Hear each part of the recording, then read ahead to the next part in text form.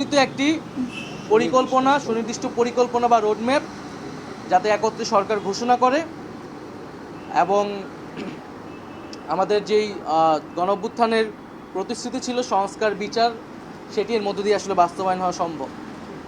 জুলাই মাসের মধ্যেই জুলাই সনদ আসবে এরকমটা আশ্বস্ত আমাদেরকে করা হয়েছে।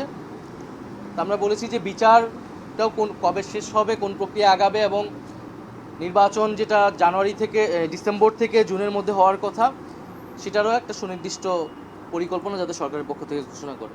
মোটা দাগে এই 5টি বিষয়ে আমাদের আলোচনা হয়েছে।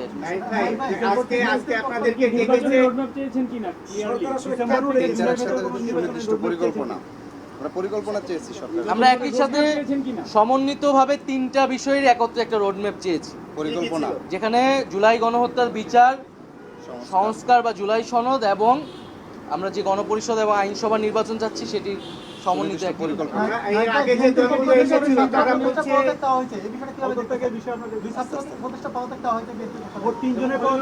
আমরা সুস্পষ্টভাবে বলেছি যে ছাত্র উপদেষ্টা যারা রয়েছেন তারা গণঅভ্যুত্থানের প্রতিনিধি আকারে সেই প্রেক্ষিতে সরকারকে গিয়েছিলেন, সরকারকে বৈধতা দিয়েছেন। ফলে তাদের সাথে কোনো রাজনৈতিক দলের বা এনসিপির যে সম্পর্ক নাই সেটা আমরা আজকে সকালের বক্তব্য আমাদের পরিষ্কার করেছি। বরং গণঅভ্যুত্থানের প্রতিনিধি আকারে তারা গিয়েছে, গণঅভ্যুত্থানের আকাঙ্ক্ষা বাস্তবায়নে কাজ করছে আরও সকল উপদেষ্টারা একত্রে।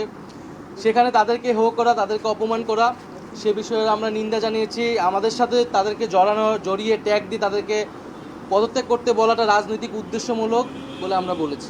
নাইক ভাই, আজকে আপনাদেরকে ডাকার কারণ হচ্ছে যে প্রধান উপদেষ্টার পদত্যাগ ইস্যুকে কেন্দ্র করে রাজনৈতিক দলগুলোকে আজকে ডেকেছে বা আপনারা এসেছেন। তো এই বিষয়ে আপনাদের অবস্থান কি? এছাড়া জাতীয় নির্বাচনের বিষয়ে অন্য দলগুলো বেশি আগ্রহী, সেটাতে আপনাদের অবস্থান কি? আমরা বলেছি যে উনি যাতে দায়িত্বে থাকেন, দায়িত্বে থেকে রাজনৈতিকভাবে আলোচনার মাধ্যমে সকল পক্ষের সকল সমস্যার সমাধান করেন। কোনো রাজনৈতিক দল নয়, বরং জনগণ এবং যে গণঅভ্যুত্থানকারী ছাত্র জনতা, তাদের আহ্বানেই তিনি দায়িত্বে এসেছেন এবং তাদের আকাঙ্ক্ষা বাস্তবায়নের জন্যই তিনি আসলে কমিটেড। কোনো রাজনৈতিক দলের প্রতি উনি কমিটেড নয়। এই বিষয়টা যাতে উনি বিবেচনা করেন যে কোনো সিদ্ধান্তের ক্ষেত্রে।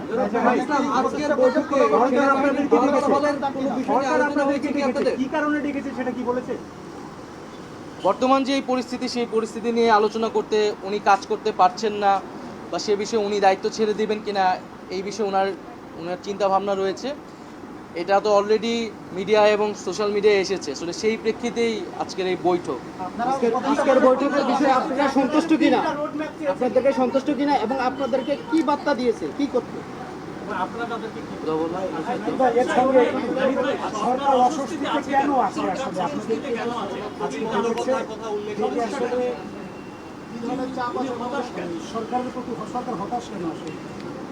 সরকার বা ডক্টর মোহাম্মদ ইউনূস হতাশা ব্যক্ত করেছেন। কারণ হচ্ছে যেই প্রতিশ্রুতি নিয়ে উনি দায়িত্বে এসেছেন এবং সেই সময় আমরা যেহেতু আন্দোলনের প্রতিনিধি ছিলাম, আমরাই ওনাকে আহ্বান করেছিলাম গণঅভ্যুত্থান পরবর্তীতে একটা নতুন বাংলাদেশ গঠনের জন্য। এবং শুধু ডক্টর মোহাম্মদ ইউনূস বা এই সরকার নয়, সেই সময় যারা আমরা আন্দোলন করেছিলাম, ফ্যাসিবাদ বিরোধী রাজনৈতিক দলের নেতৃবৃন্দ সকলেই কিন্তু সেই প্রতিশ্রুতি জনগণের কাছে ব্যক্ত করেছিল যে একটা নতুন বাংলাদেশ এবং সেটি সংস্কারের মধ্য দিয়ে নতুন বাংলাদেশ পাওয়া সম্ভব।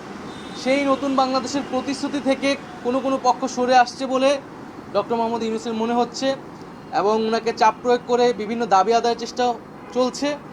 এর ফলে আসলে এইভাবে ওনার পক্ষে কাজ করা সম্ভব নয় এবং সংস্কার বা পরিবর্তন আনা সম্ভব নয়। তো সেই জায়গাতে উনি হতাশা ব্যক্ত করেছেন। আমাদের জায়গা থেকে আমরা বলেছি যে কোনো রাজনৈতিক দল নয়, উনি যাতে জনগণের প্রতি, গণঅভ্যুত্থানকারী ছাত্র জনতার প্রতি কমিটেড হন এবং সেই জায়গায় কাজ করতে উনি ওনার দৃঢ়তা ব্যক্ত করেন। ওকে, ঠিক আছে। আজকে আমরা বিচার সংস্কার এবং নির্বাচন। ওকে।